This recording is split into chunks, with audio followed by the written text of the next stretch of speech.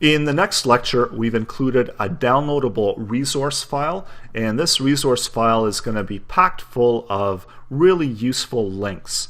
So first of all, we've got Aptana, and this is actually the code editor that I'd had open in the previous lesson. So this is a very useful open source code editor. So you could download it and you can actually use it for free. So this is the website here, and it's one of the more popular ones that gets used. There's also Sublime.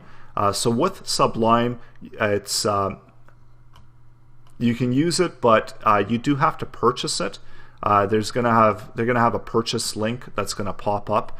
So it is a full version that you do get with the download. So you can either keep clicking to keep using it, or purchase it to get rid of that purchase option. There's also a Microsoft one, Microsoft Expression. So this one's free, but this is only for Windows machines. And it's also a really good one because it's got FTP inside of it. There's also Atom and Brackets. So Atom, another really good one. Brackets, so some of these are fairly new. Dreamweaver is another one that we talked about in the previous lesson, another one that we're using. So Dreamweaver is an Adobe product. Notepad++ is another free one. It's another really good one to use in order to write code quickly. There's Komodo, there's PS Pad, and a whole bunch of other ones. So also there's online editors. So the one that we were looking at, CodePen. There's also JS Fiddle, which is another really popular resource to write code online. And a lot of them are going to look the same, where you've got these options for CSS, HTML, and JavaScript.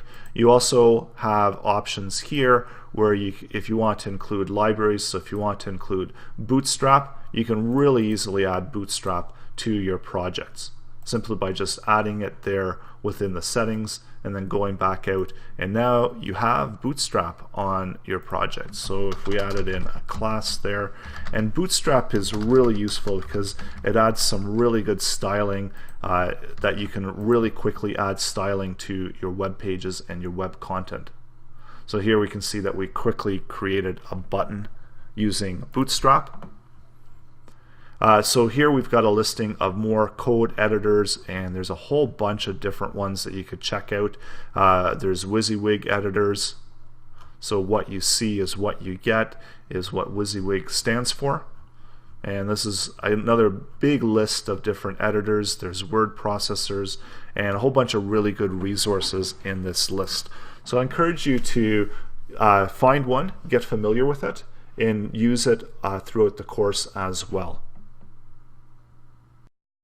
Another screen that I have open here is Fiverr. So Fiverr is a website that you're probably familiar with that you can actually buy and sell web services on. So it's a great place to begin earning some money while you're doing programming. So you can do HTML and CSS once you go through the courses.